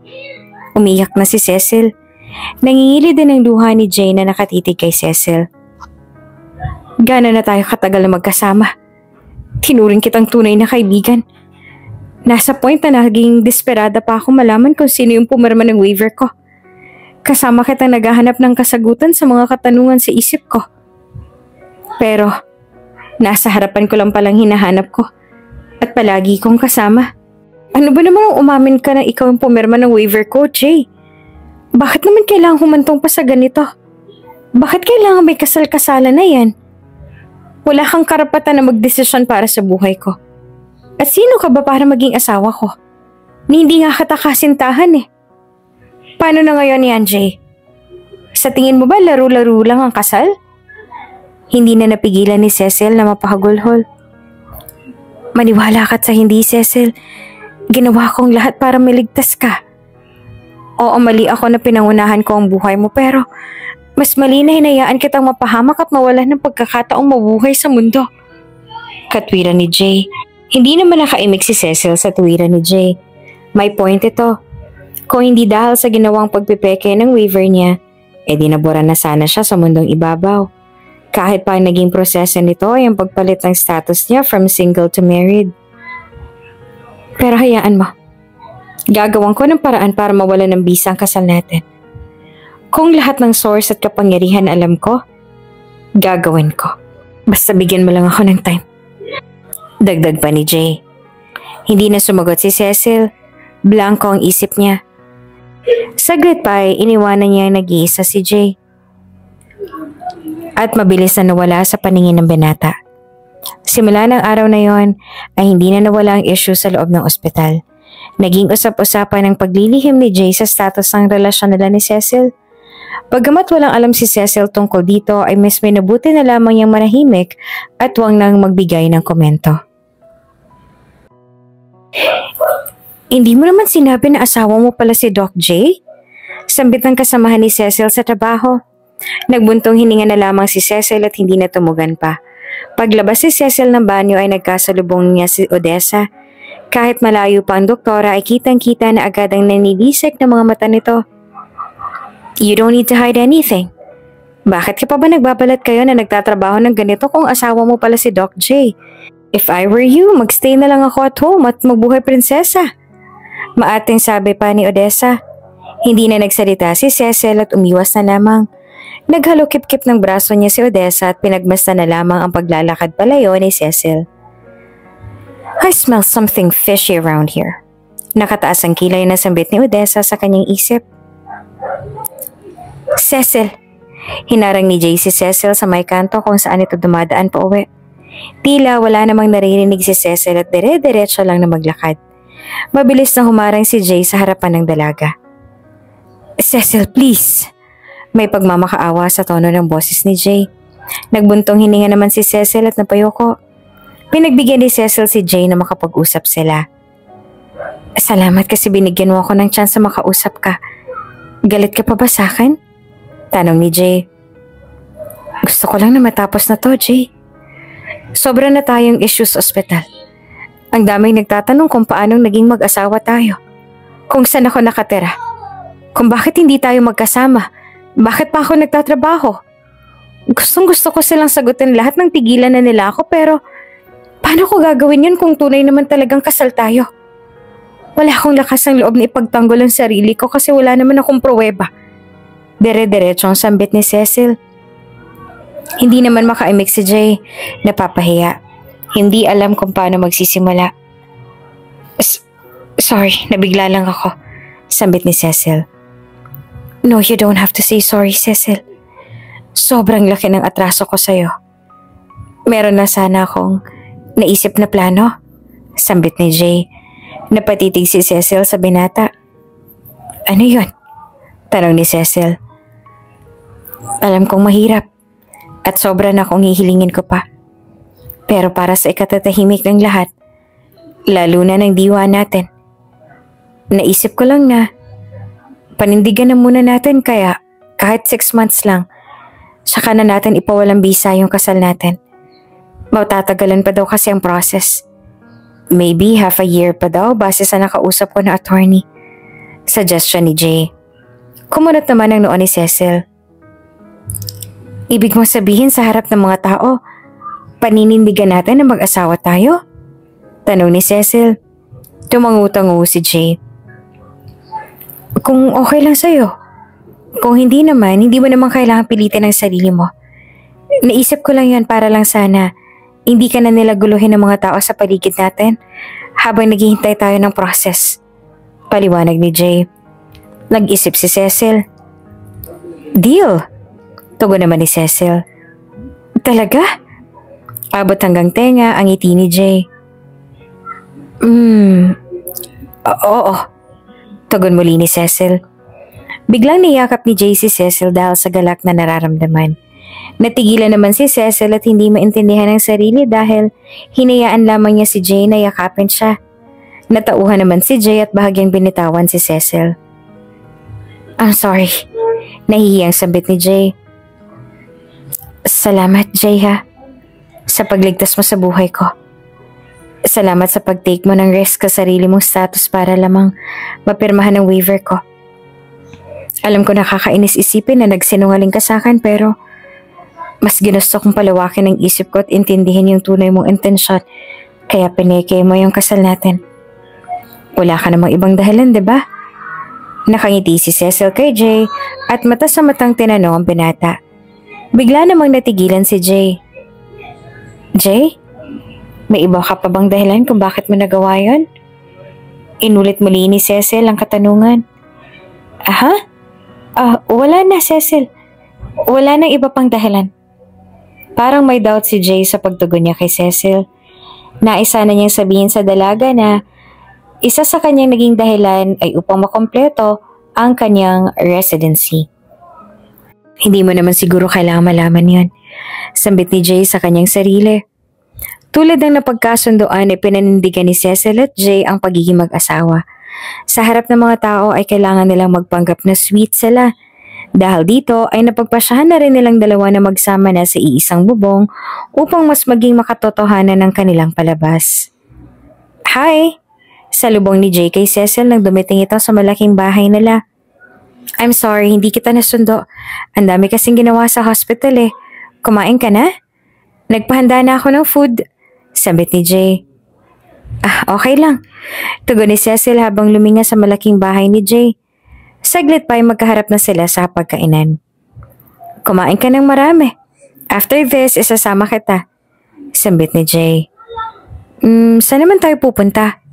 Tanong ni Cecil. Pagkatapos kumain ay dumiretso na sila sa mall. Ano namang gagawin natin dito? Tanong ni Cecil. Buy all the things that you need for yourself. Tugon ni Jay. Napanganga naman si Cecil sa sinabi ni Jay. Tila nabingi siya, ngunit malinaw na malinaw ang sinabi ng binata na ipapamili siya nito. Pumasok sila sa isang mamahaling butik. Good morning, Doc. Bati ng sales clerk doon. Hello, could you please assist my beautiful wife? Give her all the expensive clothes and all those stuff she deserves. Utos si Jay habang nakahawak sa bewang ni Cecil. Bumilis naman ang tibok ng puso ni Cecil nang narinig niya ang katagang yon. Idagdag pa ang paghawak ni Jay sa kanyang bewang. Wife, kilubutan ka naman. Nakakagigil ka. Sambit ni Cecil sa kanyang isipan ngunit kinikilig. Habang nagsusukat si Cecil ay si Jay ang tumitingin kung bagay sa dalaga ang mga damit na sinusuot nito. No, masyadong malaswa. Hindi, parang manang. Wow, that's good. Nope, try another one. Oh, that's so perfect. Mga komento ni Jay sa bawat damit na sinusukat ni Cecil. Pagkatapos makapamili ng damit ay sapatos naman ang pinili ni Cecil. At tulad ng request ni Jay na ilabas ang lahat ng pinakamamahaling sapatos ay nakahilera na ito sa harapan ni Cecil upang makapamili siya. Come on babe, choose. Malambing na sambit ni Jay. Babe? Tila natatawa namang sambit ni Cecil sa kanyang isip. Nakapili na si Cecil ng mga sapatos at naupo na siya upang sukatin. Nagulat naman siya nang biglang lumuhod sa kanyang harapan si Jay. Anong ginagawa nito? Tanong ni Cecil sa kanyang isip. Hindi niya masingalan si Jay dahil ang alam niya at ang alam ng mga tao ay mag-asawa silang dalawa.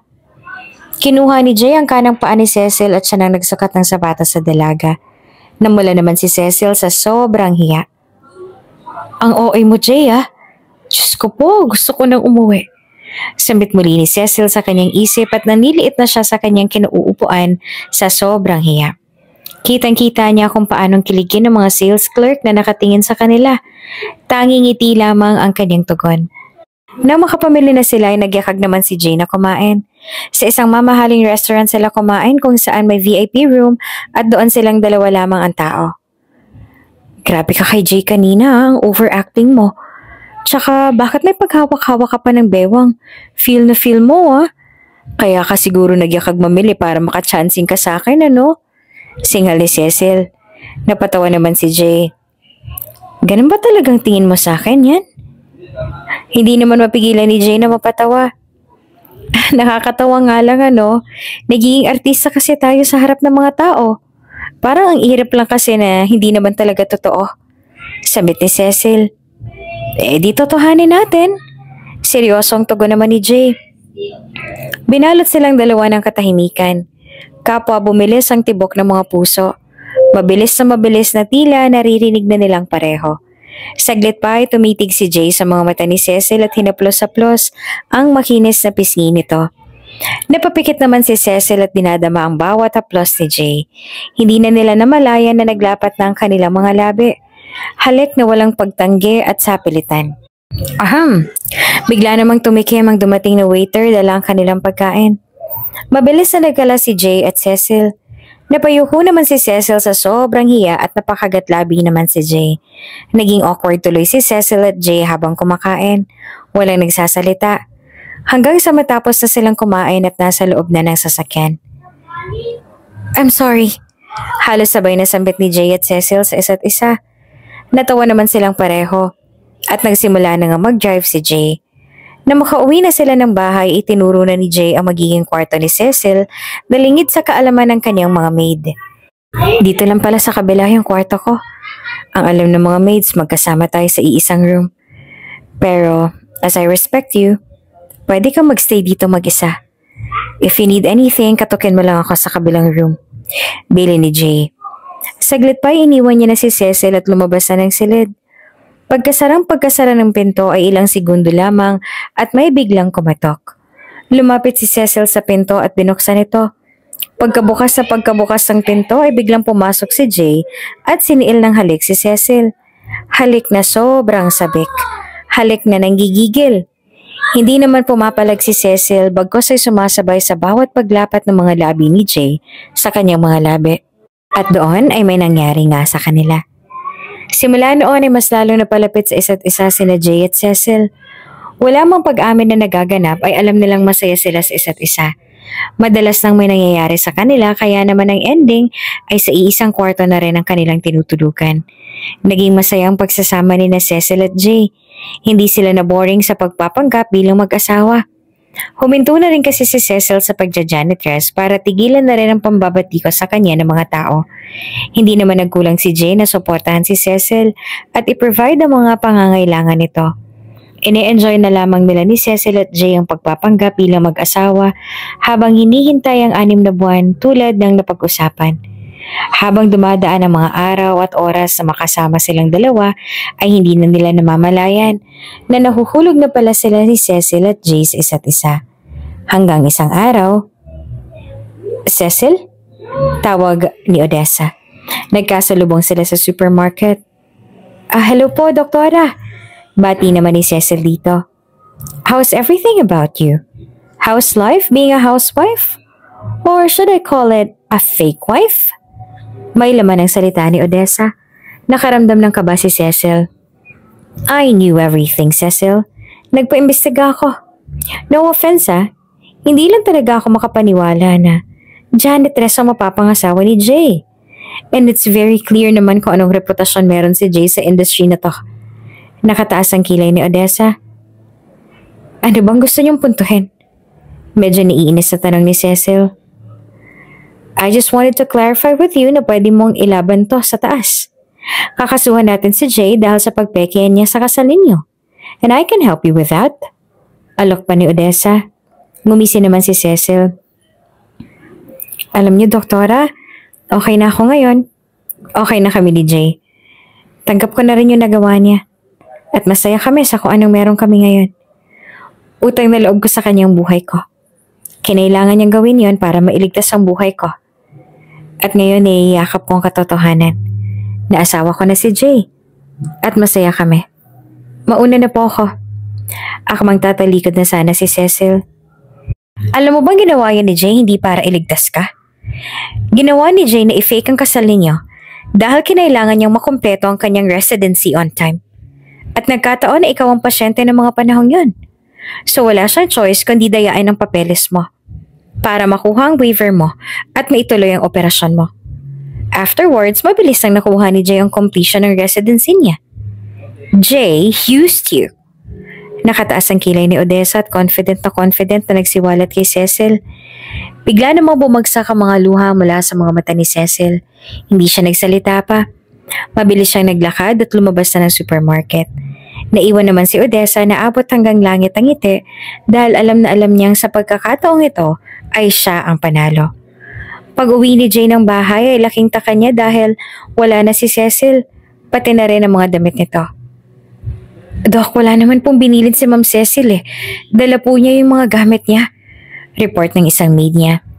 Alam na alam ni Jay kung saan ang pupuntahan ni Cecil at hindi nga siya nagkamali dahil naroon ito sa kanyang apartment. Cecil, are you there? Anong nangyari sa'yo? Bakit ka umalis? Sunod-sunod na tanong ni Jay. Nagbukas ng pinto si Cecil at sumalubong kay Jay ang isang hagupit na sampal mula sa palad ng dalaga. Wala ka bang pakiramdam? Ano bang gusto mo, ha, Jay? Kung umalis ako, ibig sabihin ayaw na kitang kasama.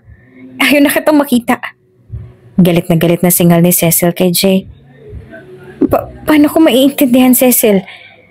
Nagsabi ka man lang ba? Tanong muli ni Jay. Tumitig si Cecil kay Jay, mata sa mata. Ginamit mo ko. Manggagamit. Hayop ka, sinungaling ka. Hindi na napigilan ni Cecil ang sarili at pinaghahampas si Jay sa braso nito. Iyak siya ng iyak. Cecil, what is it again? Naguguluhan si Jay. Akala ko tunay ang intensyon mo na tulungan ako. Pero hindi pala. Dahil sarili mo lang ang iniisip mo. Nagsinungaling ka. Iyak na iyak si Cecil. Hinawakan ni Jay si Cecil sa dalawang braso nito. Makinig ka, Cecil. Mata sa matang tinitigan ni Jay si Cecil. Natahimik naman ang dalaga na patuloy na dumadaloy ang mga luha. Mahal na kita. At hindi ko alam kung paano kung ganitong siste na naman ang gusto mo. Alam kong mahal mo rin ako. Kaya pwede bang ayusin na lang natin to? Tama ng mga pasakit, Cecil, oh. Oo, nagkamali ako. Pero pwede bang lingunin mo na lang yung kung anong meron tayo ngayon? Yung mga puso natin na gustong papasukin ang nararamdaman ng bawat isa. Please, Cecil. Mahal kita. Ayusin natin to. Umiiyak na si Jay. Kumawala si Cecil kay Jay. Hindi na kita matatanggap. Ayaw na kita makita. Madiing sambit ni Cecil. Pero mahal mo ako, diba? Tanong ni Jay. Taas noon namang umiling si Cecil. Hindi kita mahal. At hindi ko yun kailanman naramdaman. Mabilis na tugon ni Cecil. Itinulak niya si Jay sa labas at mabilis na sinarhan ang kanyang pinto. Naiwang tulala si Jay sa labas at napaupo naman si Cecil sa sobrang bigat ng nararamdaman. Tanging ang pinto ng apartment ni Cecil ang pagitan sa kanilang senaryo. Hindi na muling ginambala pa ni Jay si Cecil simula nung araw na yon. Hinayaan niya lang ang dalaga. Nagpatuloy pa rin siya sa buhay niya ngunit hindi niya inaasahan na gumawa na pala ng hakbang si Odessa upang mapagbayaran ni Jay ang ginawa nitong pagpeke ng kasal nila ni Cecil. What is this? Tanong ni Jay kay Odessa na inaabot ang isang sobre ng papel. Open it up, tugon ni Odessa. Agad namang binuksan ni Jay ang sobre at nanlaki ang kanyang mga mata na makitang subpoena ito. Ikaw? Ikaw ang may pakana ng lahat ng to? Singhal ni Jay kay Odessa. Relax, Jay. Ginagawa ko lang naman ang alam kong tama. Bakit ka nagagalit sa akin? Una sa lahat, you know the rules, right? Lumaban ka ng patas. Nakataas ang kilay ni Odessa. Pero, pwede namang maging maayos ang lahat. Basta makipag-cooperate ka. Dagdag pa ni Odessa, habang hinahaplos ang braso ni Jay na tila nang aakit. Ngumisi naman si Jay. Ano nakakatawa? Naiinis na tanong ni Odessa. Ikaw ang lumaban ng patas, Odessa. I knew it. Ikaw ang nagsabi kay Cecil about sa residency completion ko.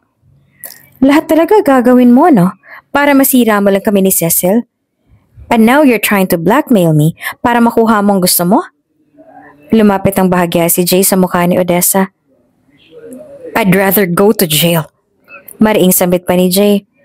Umusok naman ang ilong ni Odessa sa galit. Lumipas ang ilang pang mga araw ay nananatiling tahimik ang mundo sa pagitan ni Cecil at Jay. Si Cecil ay piniling umuwi na muna ng probinsya upang makapagmuni-muni at makalimutan ang mabibigat na pangyayari sa kanyang buhay. Saka na lamang niya aasikasuhin ang planong annulment kapag handa na siyang harapin si Jay.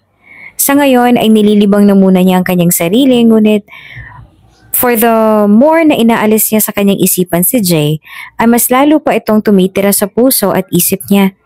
Na bawat pagpikit ng kanyang mga mata ay ang binata ang kanyang mga nakikita. Ang bawat haplos at hawak ni Jay, ang mga halik at ungol ng bawat sandali na pinagsaluhan nila, sa bawat titig ng binata sa kanyang mga mata at sa bawat oras na pinasasaya niya ito. Tanging pagsigaw lamang nagagawa ni Cecil upang mawala sa isipan niya si Jay. Naiinis si Cecil sa kanyang nararamdaman. Ayaw niya ng ganitong pakiramdam. Ngunit puso na mismo niya nagsasabi kung gaano niyang namimiss si Jay. Ilang araw ka nang balisa, Cecil. Sambit ng kanyang tiyahin. Dito kasi siya nakikituloy dahil wala na siyang trabaho. Pansamantalang dito na muna siya namamalagi at natulong sa bukirin. May iniisip lang po, Chang. Tugon naman ni Cecil. Ano ba yon? Pwede ka namang magsabi sa akin. Handa naman ako makinig. Mula pusong sambit ng tita ni Cecil. Saglit pa ay biglang napahagulhol si Cecil sa gitna ng kanilang pag-aalmusal sa bukirin. Ay, ano naman ang nangyari sa iyo, uy? Nagulat na reaksyon ng tiyahin ni Cecil. Hindi ko na po kaya, Chang. Ang bigat-bigat na lang nararamdaman ko. Patuloy na umiiyak si Cecil na tila babata na inagawan ng candy. Sabihin mo nga sa akin, ano ba nagpapabigat ng nararamdaman mo? Naaawa naman ang kanyang tiyahin sa kanya. Kasal na po ako. Pero sa taong hindi ko naman po nakilala bago kami maikasal. Pero ngayon na nabubuo na ang tunay na nararamdaman namin sa isa't isa, ang dami naman pong hadlang. Nahihirapan po ako, Chang. Patuloy na humahagulhol si Cecil. Kasal? Paano hindi kilala? Asan ba yung asawa mo? Hindi kita maintindihan. Nalilitong singhal ng tiyahin ni Cecil. Kaya naman lalong napaiyak si Cecil dahil hindi naman niya talaga alam kung paano ipapaliwanag sa tita niya ang nangyari sa kanila ni Jay. Kalauna nang mahimasmasan si Cecil ay naipaliwanag niya na rin at mas naging malinaw sa tita niya ang lahat. Ay, isa lang naman ang maipapayo ko, iha. Sundin mo lang ang nilalaman ng puso mo. Huwag mong pairalin ang galit at bigati. Kung totoo ang nararamdaman mo sa kanya, matuto ka magpatawad. Walang perpekto, tandaan mo yan. Lahat tayo ay nagkakamali. Isipin mo na lamang na kung hindi dahil kay Jay, ay wala ka na dito kaharap ko. Nagawa mo niyang maglihim at magsinungaling sa'yo, iyon ay para protektahan ang maaari mong maramdaman. Alam niyang masasaktan ka at magtatampo. Tandaan mo na lahat ng bagay magkakakonekta. Yung sa completion ng residency niya, ayun yung naging susi para maisalba ang buhay mo. Mahirap intindihin at tanggapin pero doon tayo sa mahirap na desisyon ng buhay niya para lang mailigtas ka. Kung sana nakikita mo lang kalagayan niya ng mga panahon na yon na kailangan kanyang maoperahan. Paglilinaw ng tiyahin ni Cecil sa kanyang isipan. Dinamat sinapuso ni Cecil ang mga payo ng kanyang tiyahin. Kaya naman nagpasya na siyang bumalik na Maynila upang ayusin ang gusot sa pagitan nila ni Jay at agad naman siyang dumiretso sa ospital at hinanap ang doktor. Bumalik ka na. Magiliw na salubong kay Cecil ng kasamahan niya sa trabaho. Ngumiti naman si Cecil. Shift ngayon ni Jay, diba? Nasaan kaya siya ngayon? Tanong ni Cecil dito. Nako, hindi mo ba alam? Nasa hearing ngayon si Doc. Nag-proceed pa rin kasi si Doktora Odessa dun sa kaso laban sa kanya na pagpipeke daw ng documents para maoperahan ka. Tugon naman ang katrabaho niya. Biglang bumagsak ang mga luha ni Cecil. Agad siyang nagpunta ng court kung saan nag-hearing si Jay. Sakto, nakasalukuyan naghahanap ng isa pang witness upang patunayan na walang kasalanan ng doktor. Kaya mo bang patunayan sa korteng ito na walang katotohanan na pineke mo ang kasal ninyo ni Cecil Castillo upang maoperahan mo siya? Tanong ng abogado kay Jay. Saglit na katahimikan. Walang nais na lumabas sa bibig ng kawawang doktor. Nakasalalay ang pagkawala ng kanyang lisensya sa oras na mapatunayan na tunay nga ang akusasyon laban sa kanya. Nagbubulungan ng mga tao at nakangisi na si Odessa. Ako po si Cecil Castillo Makasaya. Ako po magpapatunay na walang katotohanan na pineke ng asawa ko mga dokumento para lang maoperahan ako. Alam ko po ang lahat at may permiso po yan mula sa akin upang masimulan ang operasyon. Lakas loob na sambit ni Cecil. Your Honor and ladies and gentlemen of the jury, under the law, the defendant is presumed innocent until proven guilty. During this trial, you will hear no real evidence against my client. You will come to know the truth, that the accused was just doing his responsibilities, not just for being a doctor but a husband to Mrs. Cecil Castillo Makasaya. Therefore, my client is not guilty. At napatunayang inosente si Jay. Pagkatapos ng hearing ay sinalubong agad ni Jay ng halik si Cecil. Busilak ang halik na punong-puno ng pagmamahal. Masayang nakatingin sa kanila ang mga taong nakakaintindi sa kanilang pagmamahalan. Samantalang si Odessa naman ay aburidong lumabas ng court at tanggap na rin ang kanyang pagkatalo. Nilapitan niya si Cecil at Jay. Napaatras naman si Cecil sa ginawang paglapit ni Odessa. Relax, I'm not here para makipag-away. Kahit na alam kong imbento mo lang naman ang sinabi mo kanina, alam kong tunay ng nararamdaman mo para kay Jay. Nandito ako para mag-sorry. I'm sorry sa lahat ng pagtatari at pagtrato ko na masama sa iyo noon, Cecil. Seems like you really two exchange hearts for good. At wala na ako magagawa doon. Suko na ako. Kaya for the last, sana mapatawad mo ako. Kayong dalawa ni Jay. I knew this will happen kaya I decided na bumalik na lang ng US para doon ituloy ang profession ko. I learned a lot from here. And I will keep this as a lesson na dadalhin ko kahit saan man ako dalhin ng tadhana ko. Sana'y makita pa rin tayo sa susunod ng chapter ng buhay natin. Sambit ni Odessa habang nakahayag ang kamay upang makipag-shake hands kay Cecil at Jay. Kung ano man ang nangyari noon, magpahanggang sa kanina, kalimutan na lang natin yan at harapin ang bagong umaga. Napatawad na kita, Odessa, at masaya ako na natanggap mo na ang tungkol sa amin. Alam kong makikita mo rin ang tamang tao para sa'yo. Masaya ako at nagkapatawaran na tayo. Mag-iingat ka, saan ka man pumunta palagi. At oo, sana magkita tayong muli. Nakangiting sambit ni Cecil at tinanggap ang kamay ni Odessa. Mag-iingat ka doon, Odessa. Hangad ko ang kaligayahan mo, tulad ng kaligayahan namin. Sambit ni Jay. Ngumiti naman si Odessa at nagpaalam na saglit pa ay sila na lamang dalawang natira sa courtroom. Mahal na mahal kita, Cecil. Salamat at bumalik ka. Nangingilid ang mga luha ni Jay. Patawarin mo ako kung naging duwag akong aminin ang totoo kong nararamdaman para sa'yo. I'm sorry kung wala akong lakas ng loob para harapin ang katotohanan na nahulog na ako sa'yo. Yun, buo na ang loob kong inaamin. Ikaw, Jay, ang kailangan ko sa tuwi-tuwi na at nais kong maging habang buhay. Ayoko na magkahiwalay pa tayo. Mahal na mahal din kita, Jay. Napaluhang pagtatapat ni Cecil. Muling naglapat ang kanilang mga labi at nagyakapan ng mahigpit. Napagpasyahan na nila Cecil at Jay na wag nang ituloy ang pagpapawalang bisa ng kanilang kasal. Bagos ay pinili nilang panatilihin ang bisa ng kasal hanggang sa naisipan na ni Jay na alokin ng tunay na kasal si Cecil. I want you to be my forever happy ending. Not just in paper but in front of God. Cecil, be my wife. Again? Sambit ni Jay na nag-propose sa kalagitnaan ng famous na glass walking sa China. Kahit sa simbahan pa yan, babe. Oo, pakakasalan kita ulit. Nangingilid ang luha ni Cecil. Tumayo si Jay at isinuot ang singsing sa daliri ni Cecil. Siniil niya ng halik ang nobya, halik na punong-puno ng pagmamahalan. Ang pag-ibig ay tunay na mapaglaro. Hindi mo man makita at maramdaman sa una ay mismong tadhana ng gagawa ng paraan upang makita ng dalawang nagmamahalan ang kanilang daan patungo sa isa't isa. Katulad ng kwento ni Cecil at Jay, yung kaharap mo na pero hindi mo pa rin makita at mapansin. Maraming bagay ang ipinarealize kay Cecil at Jay upang makita nila ang halaga ng pagmamahal at kung paano nilang naramdaman kung gaanong kaimportante ang bawat isa. Tulad ng mga typical love story, nagkaroon din ng mga ups and downs ang relasyon ni Cecil at Jay.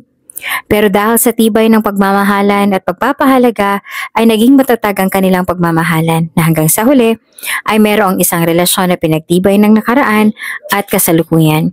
Cecil found Jay in her loneliness pero ngayon ay walang hanggang kaligayahan ang ipinararamdam sa kanya ng binata at nananatiling matibay ang pagmamahalan sa paglipas ng panahon.